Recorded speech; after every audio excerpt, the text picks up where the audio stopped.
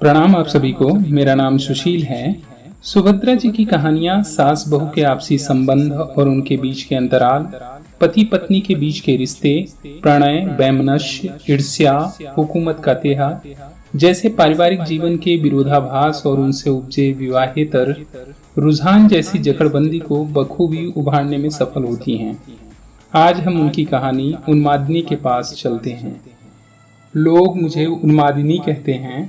क्यों कहते हैं यह तो कहने वाले ही जाने, किंतु मैंने आज तक कोई ऐसा काम नहीं किया है जिसमें उन्माद के लक्षण हों। मैं अपने सभी काम नियम पूर्वक करती हूँ। क्या एक भी दिन मैं उस समाधि पर फूल चढ़ाना भूली हूँ? क्या ऐसी कोई संध्या है जब मैंने वहां दीपक नहीं जलाया है? कौन सा ऐसा सवेरा हुआ है जब ओस की धुली हुई नई नई कलियों से मैंने उस समाधि को नहीं ढक दिया? फिर भी मैं उन्मादिनी हूँ।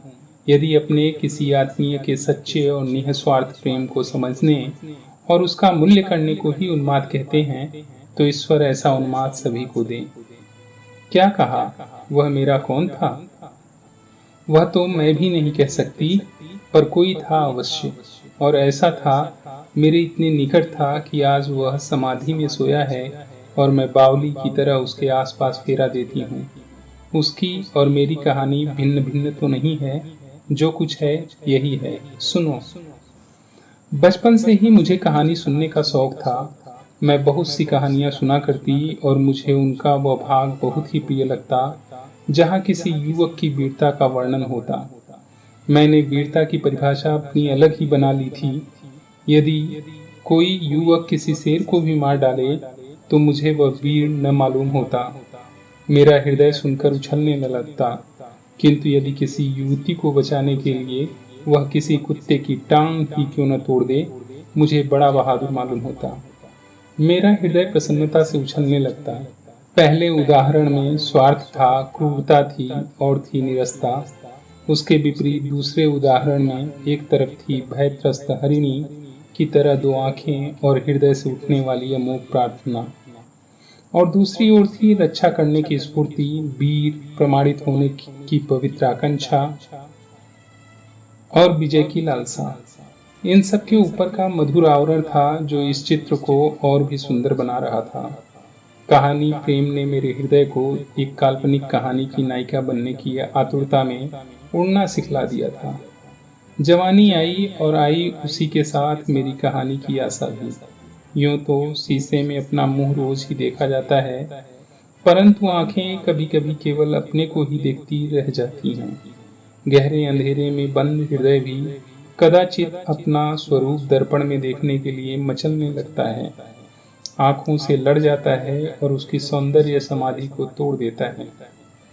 मैंने सुना है कि एक समय ऐसा आता है जब कुरूप से कुरूप व्यक्ति भी अपने को सुंदर समझने लगता है। फिर मैं तो सुंदरी थी ही। बचपन में माँ मुझे प्यार से मेरी सोना, मेरी हीरा, मेरी चांद कहा करती थी।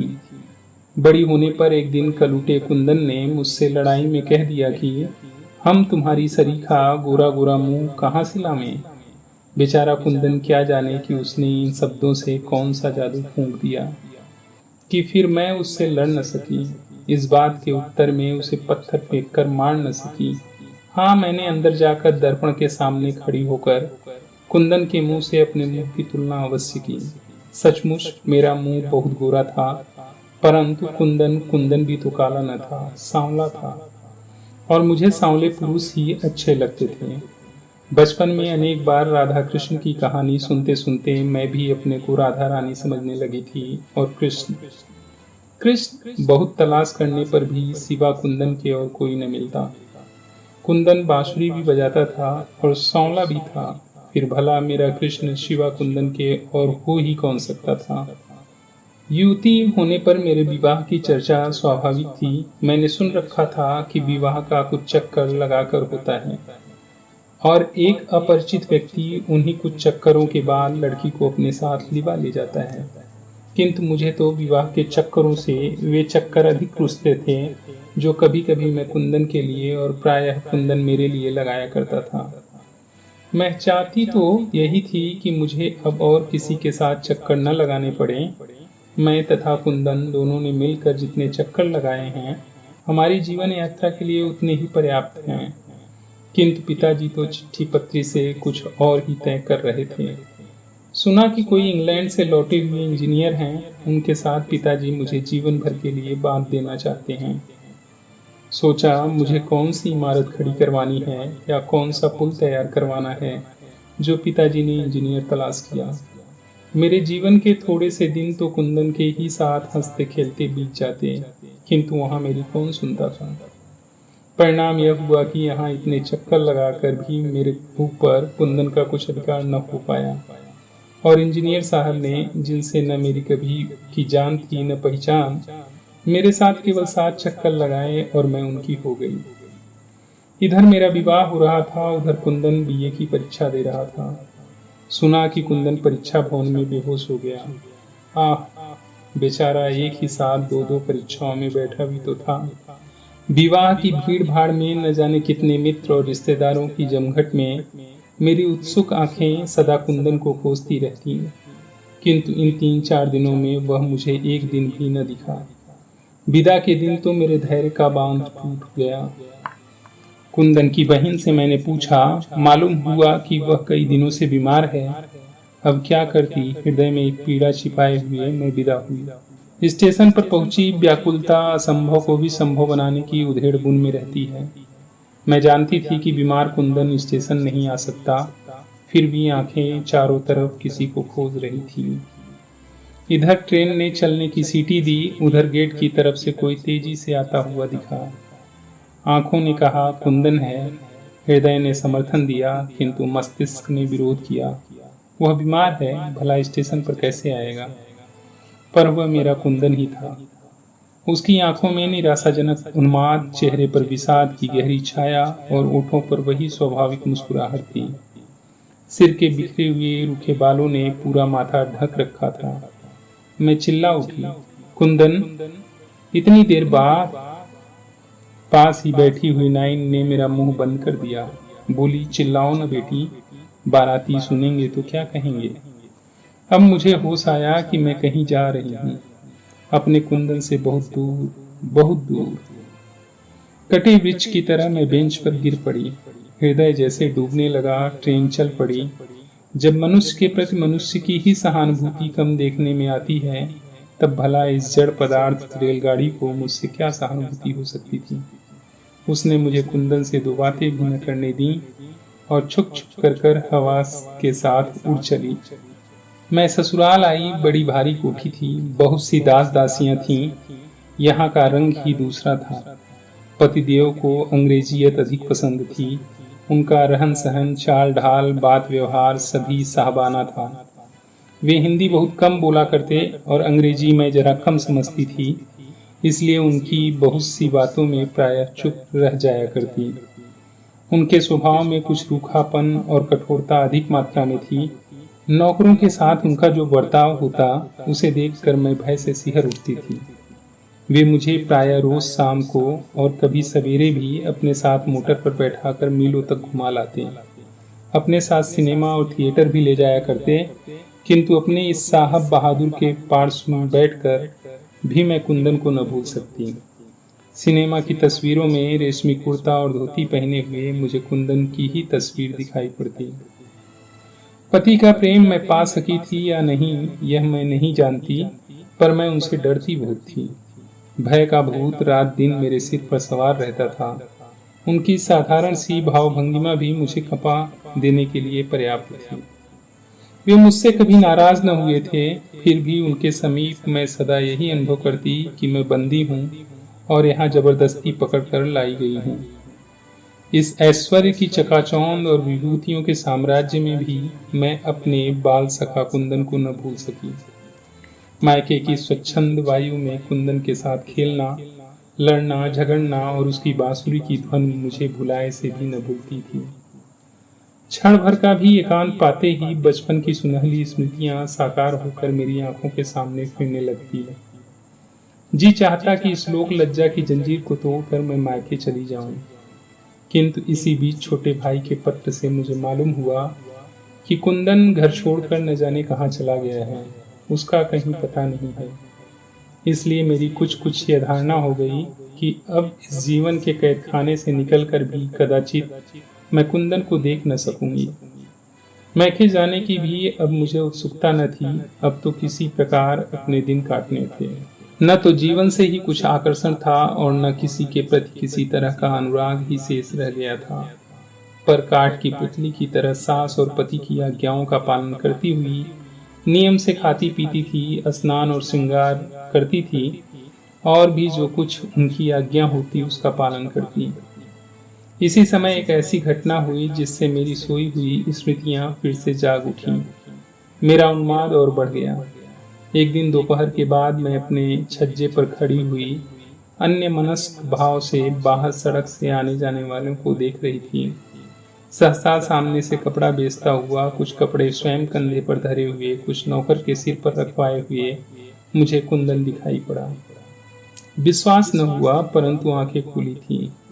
मैं सपना नहीं देख रही थी। दौड़कर नीचे आई। आते ही ख्याल आया कि मेरे पैरों में तो मर्यादा की बेड़ियां पड़ी हैं। मैं कुंदन के पास दौड़कर कैसे जाऊंगी? उसके बाद मैंने देखा कि कुंदन स्वयं ही मेरे यहाँ के एक नौकर के साथ हमारे अहाते में आ रहा है। बाहरी बरामदे में उसने कपड़े उतार दिए। सोफे पर सास बैठी थी। मैंने उनके बुलाने की प्रतीक्षा न की, चुपचाप आकर सोफे के पीछे खड़ी हो गई। मेरी सास सामान खरीदने की बड़ी शौकीन थी। हमारे दरवाजे पर से कोई फेरी वाला ऐसा न निकलता था जिससे वह कुछ न कुछ खरीद न लेती हों। सास की इस आदत की आज मैंने मुक्त हृदय से प्रशंसा की। यदि उन्हें सामान खरीदने का इतना शौक न होता तो शायद मैं इस कपड़े वाले कुंदन को इतने समीप से न देख पाती। मुझे अपने पीछे देखकर वह हंसकर बोली, बहू क्या लेना है? जो कुछ लेना हो अपने मन का पसंद कर लो। बेचारी सास क्या जानती थी कि कपड़ों से अधिक मुझे कपड़े वाला पसंद है। फिर भी उनके आग्रह से मैंने 2 शांतिपुरी साड़ियाँ ले ली। उन्होंने भी अपने लिए कुछ साड़ियाँ खरीदी। उसे दाम देकर और कई तरह की साड़ियाँ लाने के लिए कहकर सास ने उसे विदा किया। कुंदन में बड़ा परिवर्तन था। अब वह बहुत दुबला और अधिक सांवला हो गया था। चेहरे पर वह लालिमा न थी, किंतु वही मनस्विता और तेज टपक रहा था जो पहले था। इस घटना को हुए करीब 1 महीना बीत गया। लगातार प्रतीक्षा करते रहने के बावजूद मैं कुंदन को न देख सकी। जेठ का महीना था। बगीचे का एक माली छुट्टी पर गया था। बूढ़ा माली एक मेहनती आदमी की तलाश में था। 4 बजे तक घर में बंद रहकर गर्मी के कारण घबराकर मैं अपनी सास के साथ बगीचे में चली गई। वहीं बगीचे में मौलसिरी की घनी छाया में चबूतरे पर मैं सास के साथ बैठी थी। बार बार यही सोचती थी कि कुंदन कहाँ चला गया, कपड़ा लेकर फिर क्यों नहीं आया, बीमार तो नहीं पड़ गया, और अगर बीमार हो गया होगा तो उसकी देखभाल कौन करता होगा। मेरी आंखों में आंसू आ गए। इसी समय पीछे से आकर बूढ़े माली ने कहा, सरकार, यह एक आदमी है जो माली का काम कर सकता है, हुक्म हो तो रख लिया जाए। मैंने मुड़कर देखा तो सहसा विश्वास न हुआ। कुंदन और माली का काम। मेरी बेसुध वेदना तड़प उठी। एक संपन्न परिवार का होनहार युवक 10 रुपए माहवार की मालीगिरी करने आए। इतनी कड़ी तपस्या! हे ईश्वर, क्या इस तपस्या का अंत न होगा? 10 रुपए माहवार पर कुंदन बगीचे में माली का काम करने लगा। मैं देखती कड़ी दोपहरी में भी वह दिन भर कुदाल चलाया करता, पानी सींचता और टोकरी भर भर मिट्टी ढोता। उसका शरीर अब दिन दिन दुबला और सांवला पड़ता जाता था। उसके स्वभाव में कितनी नवाबी थी। वह मेहनत के काम से कितना बसता था मुझसे छिपा न था, किंतु अब वह कितना परिश्रम कर रहा है। मुझे चिंता रहती थी कि उसका सुकुमार शरीर इस कठिन परिश्रम को सह न सकेगा। मैं चाहती थी कि किसी प्रकार उसे रोक दूं, यह काम वो छोड़ दे, परंतु कैसे रोकती? उससे बात करने की मुझे इजाज़त ही कहाँ थी। पहले की अपेक्षा अब मैं बगीचे में अधिक आने जाने लगी। पहले आने जाने पर किसी ने ध्यान न दिया, किंतु कुछ ही दिनों बाद टीका टिप्पणी होने लगी। बाद में रुकावट भी पड़ने लगी, जिसका परिणाम यह हुआ कि अब शाम सुबह छोड़कर मैं प्रायः दोपहर को जाने लगी। कुंदन से 2 मिनट बात करने का मैं अवसर खोजा करती थी, किंतु मेरे पीछे भी लोग जासूस की तरह रहते थे। मैं एकांत कभी न पाती और सबके सामने उससे बात करने का साहस न होता। कभी कभी मैं उसके नज़दीक भी पहुंच जाती तो भी वह मेरी ओर आंख उठाकर न देखता। मैं ही उसे देख लिया करती। अनेक बार जी चाहा कि आखिर कब तक ऐसा चलेगा। जाऊं उसकी कुदाल छीन कर फेंक दूं और उसे अपने साथ लिवा लाऊं। अब उसकी तपस्या आवश्यकता से अधिक हो चुकी है। उसे अब मेरे निकट रहकर मेरे स्नेह की शीतल छाया में विश्राम करना चाहिए। उस दिन बड़ी गर्मी थी। बंद कमरे में पंखा और खस की टट्टियों के भीतर से मैं उस गर्मी का अंदाजा न लगा सकती थी। नींद नहीं आ रही थी। न जाने क्यों एक प्रकार की बेचैनी से मैं अत्यंत अस्थिर सी थी। उठी, खिड़की खोल कर देखा, कुंदन अब भी कुदाल चला रहा है। जी न माना। दरवाजा खोलकर बाहर निकली। पंखा खींचने वाली दासी ने रोका। बहू, इतनी गर्मी में भीतर से बाहर न जाओ, लू लग जाएगी। मैंने उसे हाथ के इशारे से चुप रहने के लिए कहा और बगीचे में पहुंची। कुंदन की कुदाल रुक गई। कुदाल को जमीन पर रख एक तरफ फेंक कर उसने आश्चर्य से मेरी ओर देखा। मैंने कहा, कुंदन, तुम इतनी कड़ी तपस्या क्यों करते हो? तुम्हें इस प्रकार काम करते देखकर मुझे कष्ट नहीं होता? तुम्हारा शरीर इस मेहनत को सह सकेगा? तुम कहीं सुख से रहो तो मुझे भी शांति मिले। आखिर इस प्रकार जीवन को तपाने से क्या लाभ होगा? तुम तो मुझसे अधिक समझदार हो कुंदन। सारी करुणा सिमटकर कुंदन की आंखों में उतर आई। वह कुछ बोला नहीं, बोलता भी कैसे। उसी समय खांसता हुआ बूढ़ा माली अपनी कोठरी से बाहर आया और फिर उसे कुदाल उठा लेनी पड़ी। मेरा स्वास्थ्य दिन पर दिन गिरता जा रहा था। लोगों को संदेह था शायद मुझे टीबी हो रही है। पतिदेव मुझे भुआली भेजने की तैयारी कर रहे थे, किंतु वे क्या जानते थे कि भुआली से भी अधिक स्वास्थ्य लाभ मैं कुंदन के समीप केवल उसके सहवास से कर सकती हूँ। मेरी दवा तो कुंदन है। भुआली और शिमला मुझे वह स्वास्थ्य नहीं प्रदान कर सकते जो मुझे कुंदन से केवल स्वतंत्रता पूर्वक मिलने जुलने से मिल सकता है। मैं उससे केवल स्वतंत्रता से बातचीत करना और मिलना जुलना चाहती थी और यह मेरे पतिदेव को स्वीकार न था। नौकरों को वे मिट्टी के ठीकरों से भी गया बीता समझते थे। 10 रुपये माहवार देने के बाद समझते थे कि उन नौकरों की आत्मा और शरीर दोनों को उन्होंने खरीद लिया है। उनसे इतनी सख्ती से पेश आते कि नौकरों को उनके सामने पहुंचने में बड़े साहस से काम लेना पड़ता। इधर कुंदन से एक दिन खुलकर बातचीत करने के लिए रात दिन मेरे मस्तिष्क और हृदय में युद्ध छिड़ा रहता। अब न मुझसे पढ़ा लिखा जाता और न किसी काम में ही जी लगता। खाने पीने की तरफ भी कुछ विशेष रुचि न रह गई थी। खाना देखते ही वे दिन याद आ जाते जब मैं और कुंदन एक ही थाली में बैठकर खाया करते थे। चाय सामने आते ही कुंदन की याद आ जाती। मुझसे भी अधिक चाय का भक्त तो वही था। आज वह मेरे बगीचे में माली है और मुझे इतनी भी स्वतंत्रता नहीं कि उससे 1-2 बात भी कर सकूं। फिर उसके साथ बैठकर चाय पीने और भोजन करने की बात तो बहुत दूर की रही। मैं रात दिन इसी चिंता में घुली जाती थी, किंतु मेरी पीड़ा को कौन पहचानता। अपने इस घर में तो मुझे सभी हृदयहीन जान पड़ते थे। एक दिन ऑफिस से लौटते ही पतिदेव ने मुझसे प्रश्न किया, आखिर उस माली से तुम्हें क्या बातें करनी रहती हैं जो दोपहर को भी बगीचे में जाया करती हो? कितनी बार तुमसे कहा कि नौकरों से बातचीत करने की तुम्हें जरूरत नहीं है, पर तुम्हें मेरी बात याद रहे तब न। इस बात को भूल जाती हो कि तुम एक इंजीनियर की स्त्री हो। तुम्हें मेरी इज्जत का भी ख्याल रखना चाहिए। मैं कुछ न बोली, बोलती भी क्या। मैंने चुप रहना ही उचित समझा। मुझे उससे क्या बातचीत करनी रहती है, मैं उन्हें क्या बतलाती। वह बतलाने की बात नहीं थी, समझने की बात थी। और उसे वही समझ सकता था जिसके पास हृदय हो। जिसके पास हृदय ही न हो वह हृदय की बात क्या समझे। मेरी इस चुप्पी का अर्थ उन्होंने चाहे जो कुछ लगाया हो, किंतु उनकी इस बाधा से मुझे बड़ी वेदना हुई। कुंदन से 2-4 मिनट बात करके न तो मैं उनका कुछ बिगाड़ देती और न कुंदन को ही कुछ दे देती। फिर भी कुंदन से मिलने में उन्हें इतनी आपत्ति क्यों थी, कौन जाने। चाहे जो हो, इस बाधा का परिणाम उल्टा ही हुआ। ज्यों ज्यों मुझे उसके समीप जाने से रोका गया, त्यों त्यों उसके पास पहुंचने के लिए मेरी उत्कंठा प्रबल होती गई। गर्मी की रात थी। बगीचे में बेले इस प्रकार खिले थे जैसे आसमान में तारे फैले हों।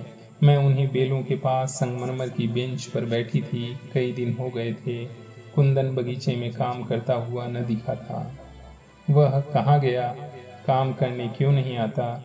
यद्यपि यह जानने के लिए मैं अत्यंत अस्थिर थी, फिर भी किसी से कुछ पूछने का मुझमें साहस न था। अत्यंत उद्विग्नता से मैं बगीचे में इधर उधर टहलने लगी। टहलते टहलते मैं मालियों के क्वार्टर की तरफ निकल गई। दूर से कुंदन की कोठरी कई बार देखी थी, आज उस कोठरी के बहुत समीप पहुंच गई थी। कोठरी में प्रकाश तो न था, किंतु अंदर से कराहने की आवाज साफ साफ सुनाई पड़ती थी। मैंने ध्यान से सुना, आवाज कुंदन की थी। अब मैं बिल्कुल भूल गई कि मैं किसी इंजीनियर की स्त्री हूँ और कुंदन मेरा माली। तेजी से कदम बढ़ाकर मैं कोठरी में पहुंच गई। बिजली का बटन दबाते ही कोठरी में प्रकाश फैल गया। कुंदन ने घबराकर आंखें खोल दी। मुझे देखते ही इस बीमारी में भी उसकी आंखें चमक उठीं, और वह वही चमक थी जिसे उसकी आंखों में मैंने एक बार नहीं अनेक बार देखा था। मैं उसी की चारपाई पर उसके सिरहाने बैठ गई। तेज बुखार से उसका शरीर जल रहा था। मालूम हुआ कि उसे कई दिनों से बुखार आ रहा है, किंतु काम वह फिर भी बराबर करता है। इधर कई दिनों से वह बहुत असक्त हो गया है और 2 दिनों से छाती और पसलियों में अधिक दर्द होने के कारण वह कोठरी से बाहर नहीं निकल सका। उसकी अवस्था चिंताजनक थी। कुछ देर तक खांस कर वह फिर बोला, हीना रानी, तुम आई तो हो, कोई तुम्हें कुछ कहेगा तो नहीं, पर अब आई ही हो, अपने हाथ से गिलास पानी पिला दो, बड़ी देर से प्यासा हूँ। मैंने मटकी से एक गिलास भर पानी उसे पिलाया और फिर बैठ गई। मैं उसके सिर पर हाथ फेरने लगी। मेरी आंखों से रोकने पर भी छड़ी लगी थी और गला रूंधा जा रहा था। प्रयत्न करने पर भी मैं कुंदन से एक शब्द न कह सकी। कुंदन ने अपने गरम गरम हाथों को नीचे झुकाकर मेरे पैरों को छू लिया और क्षीण स्वर में बोला, हीना रानी, घर जाओ। तुम्हें कोई यहाँ देख लेगा तो नाहक तुम पर कोई विपत्ति न आ जाए, कहीं मेरा यह सुख भी न छिन जाए। तुम्हारे समीप इस हालत में भी रहकर मैं एक प्रकार का सुख पाता हूँ। ठीक उसी समय पतिदेव ने कोठरी में प्रवेश किया। उन्होंने आग्नेय नेत्रों से मेरी तरफ देखा, फिर कुछ बोला। क्या बोले मैं कुछ समझी नहीं। मैं उसी प्रकार कुंदन के सिर पर हाथ धरे बैठी रही। मेरी आत्मा ने कहा, मैंने कोई अपराध नहीं किया है। किसी बीमार की सेवा शुश्रूषा करना मनुष्य मात्र का धर्म है। फिर मृत्यु की घड़ियों को गिनते हुए उसकी नजरों में अपने एक आश्रित और अपनी आंखों में अपने एक बाल सखा को यदि मैंने एक घूंट पानी पिला दिया तो क्या यह कोई अपराध कर डाला? किंतु मैं उसी क्षण कोठरी छोड़ देने के लिए बाध्य कर दी गई। मैं ऊपर आई तो अवश्य, किंतु मेरी अवस्था पागलों की तरह हो गई थी। रह रहकर कुंदन की रुग्ण मुखाकृति मेरी आंखों के सामने फिरने लगी। बार बार ऐसा मालूम होता कि कुंदन एक घूंट पानी के लिए चिल्ला रहा है। पतिदेव सोए थे, मैं भी एक तरफ पड़ी थी, पर मेरी आंखों में नींद कहाँ। उठी और छज्जे पर बेचैनी से टहलने लगी। बंगले के पास ही बिजली के खंभे के नीचे मैंने कुछ सफेद सफेद सा देखा। अज्ञात आशंका से मैं सिहर उठी। ध्यान से देखा, वह कुंदन था। कदाचित जीवन की अंतिम सांसें गिन रहा था।